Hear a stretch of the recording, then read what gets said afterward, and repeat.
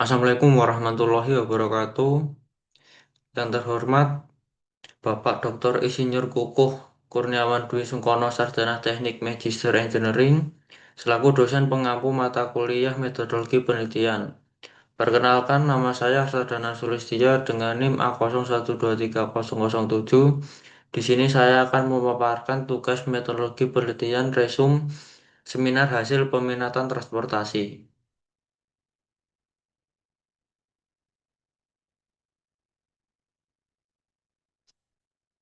Dengan resum nomor satu dengan judul Perencanaan Perkerasan Lentur menggunakan metode ASTO 1993 studi kasus Jalan Ngadirojo Baturetno Wonogiri dengan bermateri Muhammad Riyu Yuda Pratama dengan NIM A01230036. Perkembangan infrastruktur dan transportasi di Indonesia meningkat kebutuhan akan jalan yang aman dan nyaman. Ruas Jalan Ngadirojo Baturetno di Kabupaten Wonogiri sebagai jalur provinsi mengalami peningkatan beban lalu lintas, terutama kendaraan berat yang menyebabkan kerusakan pada beberapa segmen jalan.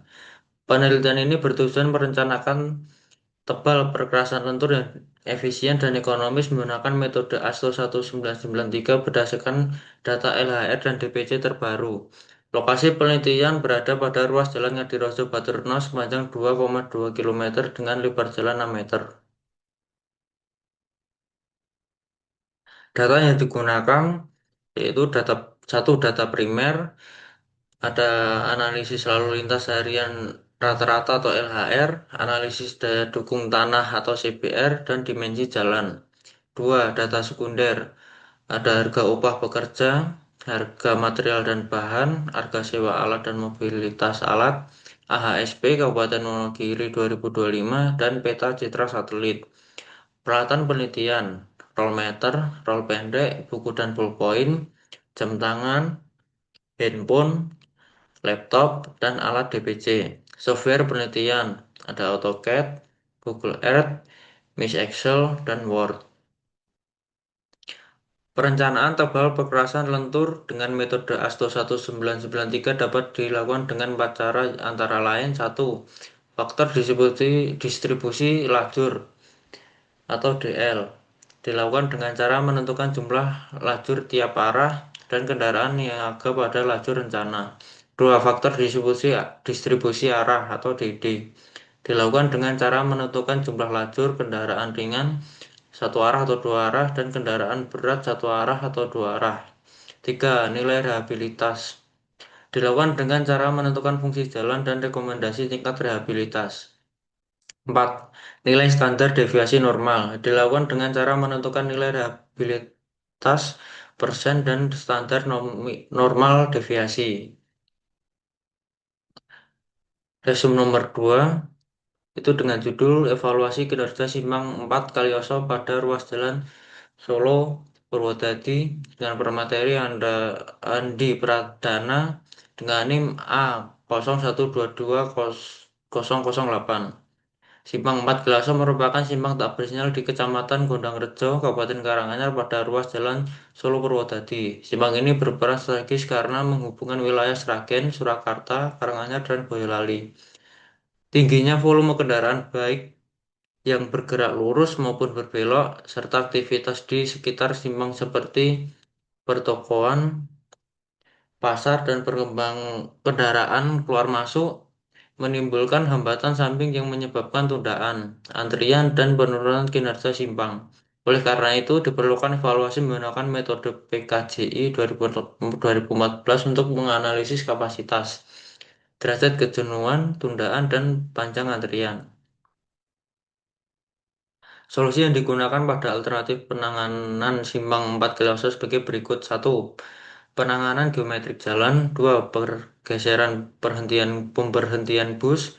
Tiga, penataan hambatan dan hambatan samping. Kesimpulan yang dapat diambil pada kali ini sebagai berikut. Satu, simpang 4 kilometer merupakan simpang yang tidak bersinyal dengan tingkat hambatan samping tinggi akibat parkir di tepi jalan, aktivitas pedagang kaki lima, dan angkutan umum yang berhenti di sekitar simpang. Dua, hasil analisis kinerja simpang menunjukkan kapasitas besar 1703 SKT per jam dengan derajat kejenuhan atau DJ 1,08 yang menandakan kondisi simpang sudah mengalami kejenuhan, sehingga terjadi tundaan dan antrian kendaraan yang tinggi. 3. Alternatif penanganan berupa penataan parkir dan relokasi hambatan fisik dapat meningkat kapasitas menjadi 2.919 SKT per jam serta menurunkan nilai DC menjadi 1,00 sehingga kinerja simpang membaik dan tingkat kemacetan berkurang meskipun masih berada pada kondisi kritis. Resume nomor 3 dengan judul Evaluasi Rel dan Bantalan berdasarkan daya angkut lintas Pasingtonek pada lintas trip Yogyakarta, Solo, bermateri Dimas Arya Dwi Saputra dengan NIM A01221014. Jalan rel merupakan prasarana utama dalam sistem transportasi kereta api yang sangat menuntut keteraturan, kenyamanan, dan ketepatan waktu perjalanan. Sehingga kondisinya harus selalu dijaga dalam keadaan prima. Seiring meningkatnya mobilitas masyarakat, frekuensi perjalanan kereta api terus bertambah setiap tahun sehingga menyebabkan lonjakan beban lintas atau passing bottleneck yang dapat memicu kelelahan material, peningkatan tegangan rel, serta penurunan kualitas bantalan, sehingga evaluasi kendala beban lintas menjadi suatu keharusan teknis yang krusial.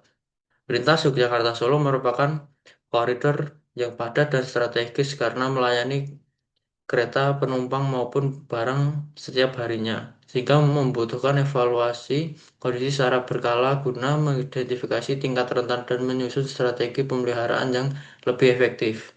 Oleh karena itu, penelitian ini berfokus pada evaluasi kondisi tegangan rel dan bantalan berdasarkan perhitungan passing tonek tahunan pada lintas Yogyakarta Solo untuk memastikan kelayakan infrastruktur di masa mendatang. Data yang digunakan, satu, data primer, satu, tipe rel, dua, lebar rel, tiga, informasi berat total kereta. Dua, data sekunder, satu, data operasional kereta api dari GPK atau grafis perjalanan kereta api. Dua, data spesifikasi sarana kereta api, ada lokomotif, kereta, dan gerbong. Tiga, peta, citra, satelit, dan Google Maps. Kesimpulan, yang pertama, tonek lintas Yogyakarta Solo mencapai sekitar 29 juta ton per tahun, menunjukkan jalur ini memiliki beban lalu lintas kereta yang sangat tinggi, baik untuk kereta penumpang maupun kereta barang. Berikutnya, berdasarkan passing tonek tahunan, lintas Yogyakarta Solo termasuk jalur rel kereta satu sehingga harus memenuhi standar perawatan, kecepatan operasional, dan persyaratan teknis yang berlaku. Dan terakhir, analisis bantalan beton pratekan tipe S67 menunjukkan seluruh tegangan yang terjadi masih berada di bawah batasan izin 240 km cm per segi, sehingga bantalan dinyatakan masih aman, maupun menopang dan mendistribusikan beban operasional kereta sesuai persyaratan teknis. Resume nomor 4, evaluasi dengan judul Evaluasi Struktur dan Identifikasi Kelas Jalan Rel Rute Solo Yogyakarta berdasarkan Pesitonek dengan materi Aulia Salsabilah dengan NIM A01221075. Transportasi adalah kebutuhan pokok untuk mobilitas manusia dan logistik yang mengaruhi berbagai aspek. Itu ada sosial, ekonomi, lingkungan, politik, dan keamanan. Sistem yang optimal akan mendorong penggunaan transportasi umum sehingga menekan kemacetan dan kecelakaan. Jenis kereta api berdasarkan sarana penggerak itu ada satu, lokomotif, unit penggerak terpisah yang menarik rangkaian kereta atau gerbong. Dua, kereta multi unit atau KRL atau KRD, mesin penggerak terintegrasi di bawah lantai kereta penumpang tanpa membutuhkan lokomotif terpisah. Tiga, kereta cepat. Kereta berteknologi khusus dengan kecepatan di atas 250 km per jam. Lokasi penelitian, rute Solo Yogyakarta. Spesifikasinya dari stasiun Solo Balapan hingga stasiun Prambanan yang melintasi 8 stasiun, yaitu ada Solo Balapan, Purwosari, Gawok, Jelanggu, Ceper, Klaten, Serawat, dan Prambanan. Data yang digunakan, satu data primer, satu dimensi komponen struktur jalan rel, dua jenis dan jumlah kereta, roda gerbong atau kereta dalam suatu rangkaian kereta api, tiga data pembebanan lokomotif, gerbong dan kereta, empat dokumentasi saat pengambilan data. Dua, data sekunder. Satu, dimensi standar komponen struktur jalan rel menurut Peraturan Menteri Perhubungan Nomor 60 Tahun 2012. Dua, jadwal resmi KPK 2025 kereta api yang melintas di rute Solo Yogyakarta. Peralatan penelitian. Satu, kamera. Dua, roll meter. Tiga, meteran besi. Empat, penggaris. Lima, buku dan alat tulis. Enam, laptop. Tujuh, formulir survei.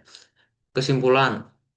Satu, daya angkut lintas tahunan atau T1 diperoleh nilai sebesar 29,7 juta ton per tahun. Nilai tersebut menggambarkan besarnya lalu lintas kereta api yang diterima oleh lintas penelitian selama 1 tahun operasi. Dua, kelas jalan rel sesuai ketentuan Peraturan Menteri Perhubungan Nomor 60 Tahun 2012 berdasarkan passing tonic pada jalan rel rute Solo Yogyakarta merupakan kelas satu karena nilai daya angkut lintas tahunannya lebih dari 20 juta ton per tahun. Tiga, kondisi aktual komponen struktur jalan rel rute Solo Yogyakarta telah memenuhi standar spesifikasi resmi dari Peraturan Menteri Perhubungan Nomor 60 Tahun 2012 untuk kelas jalan rel satu. Resum terakhir yang nomor 5 dengan judul Penelitian Kondisi Perkerasan Jalan dan Penanganan Kerusakan dengan Metode PCI Studi Kasus Jalan Indronoto Kabupaten Sukoharjo dengan pemateri Ivan dan Nur Kelis Movies dengan NIM A01222025. Jalan mempunyai peran penting untuk mewujudkan perkembangan antara wilayah seimbang dan pemerataan hasil pembangunan nasional. Kerusakan jalan menunjukkan suatu kondisi di mana jalan sudah tidak mampu memberikan kenyamanan dalam arus lalu lintas pengguna jalan. Evaluasi kondisi perusahaan jalan memiliki peranan penting dalam menentukan prioritas serta jenis proyek perbaikan jalan yang dilaksanakan. Berbagai penelitian mengenai evaluasi kondisi perusahaan jalan yang dilakukan di beberapa wilayah Indonesia dengan menggunakan metode SDI, IRI, PCI, dan Bina Marga. Ruas Jalan Indoroto terletak di Kecamatan Kartosuro, Kabupaten Sukoharjo, Jawa Tengah yang menjadi penghubung wilayah Kecamatan Colomadu dan Kecamatan Kartosura menggunakan jenis perkerasan kaku rigid pavement. Lokasi penelitian ini di ruas Jalan Indoroto, Kecamatan Kartosuro, Kabupaten Sukoharjo dengan panjang 2,1 km dengan lebar 7 meter pada STA 0 sampai STA 2 plus 100. Dari data perhitungan dapat disimpulkan nilai pergerakan jalan yang ada di ruas Indronoto STA 0 sampai 2 plus 100. Kategori kerusakan jalan dengan nilai 73,29. Dari pengamatan dan survei yang telah dilakukan pada ruas jalan Indronoto STA 0 sampai 2 plus 100 yang kemudian dilakukan analisis dan pembahasan, maka dapat disimpulkan bahwa yang pertama, terdapat 9 jenis kerusakan di Jalan Indronoto SCA 0 sampai 2 plus 100 adalah corner crack, divided slab, joint cell damage, liner crack, patching atau smell, patching atau layer, polish head aggregate, pouch, dan spalling joint. Dengan kerusakan paling sering ditemukan adalah liner crack. Terdapat 13 segmen dari 20 total segmen kerusakan.